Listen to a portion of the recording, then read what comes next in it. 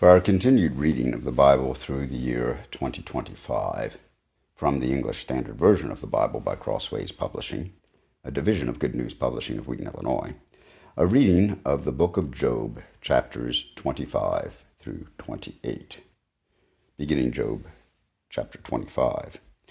Then Bildad the Shuhite answered and said, Dominion and fear are with God. He makes peace in his high heaven. Is there any number to his armies? Upon whom does his light not arise? How then can man be in the right before God? How can he who is born of woman be pure? Behold, even the moon is not bright, and the stars are not pure in his eyes. How much less man, who is a maggot, and the son of man, who is a worm? Then Job answered and said, How you have helped him who has no power. How you have saved the arm that has no strength. How you have counseled him who has no wisdom, and plentifully declared sound knowledge. With whose help have you uttered words, and whose breath has come out from you? The dead tremble under the waters and in their inhabitants. Sheol is naked before God, and Abaddon has no covering. He stretches out the north over the void, and hangs the earth on nothing. He binds up the waters in his thick clouds, and the cloud is not split open under them. He covers the face of the moon, and spreads over it his cloud. He has inscribed a circle in the face of the waters, at the boundary between light and darkness. The pillars of heaven tremble, and are astounded at his rebuke. By his power he stilled the sea. By his understanding he shattered Rahab. By his wind the heavens were made fair. His hand pierced the fleeting serpent. Behold, these are but the outskirts of his ways. And how small a whisper do we hear of him? But the thunder of his power, who can understand?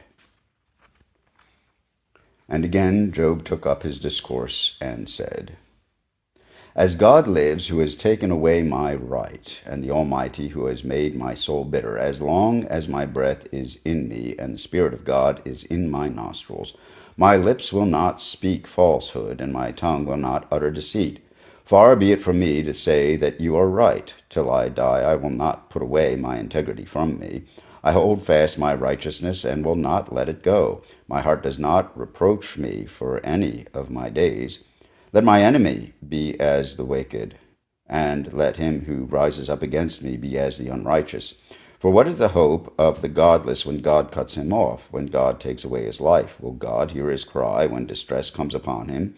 Will he take delight in the Almighty? Will he call upon God at all times?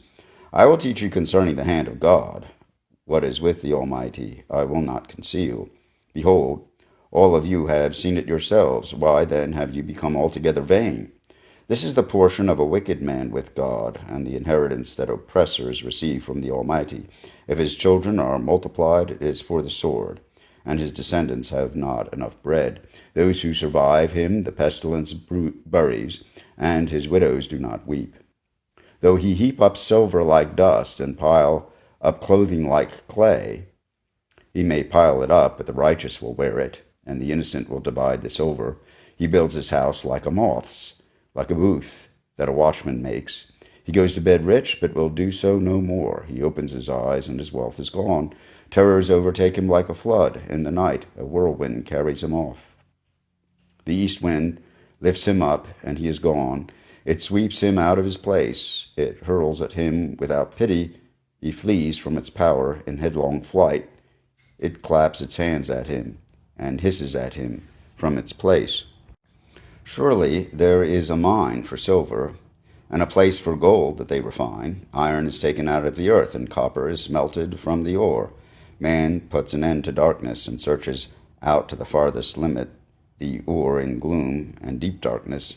He opens shafts in a valley away from where anyone lives. They are forgotten by travelers. They hang in the air, far away from mankind. They swing to and fro. As for the earth, out of it comes bread, but underneath it is turned up as by fire. Its stones are the place of sapphires, and it has dust of gold. No path the path no bird of prey knows, and the falcon's eye has not seen it. The proud beasts have not trodden it, the lion has not passed over it.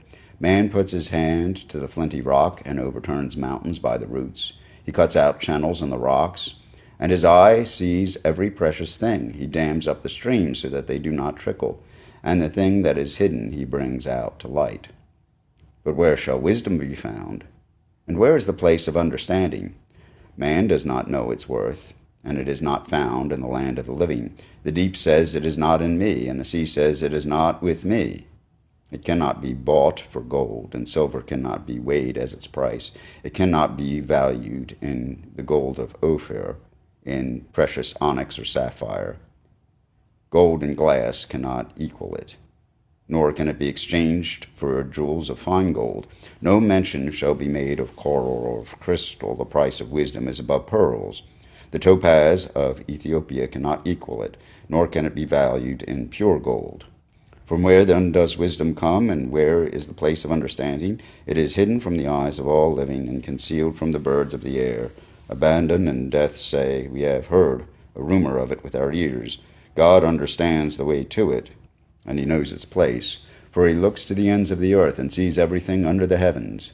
When he gave to the wind its weight and apportioned the waters by measure, when he made a decree for the rain and a way for the lightning of the thunder, then he saw it and declared it. He established it and searched it out.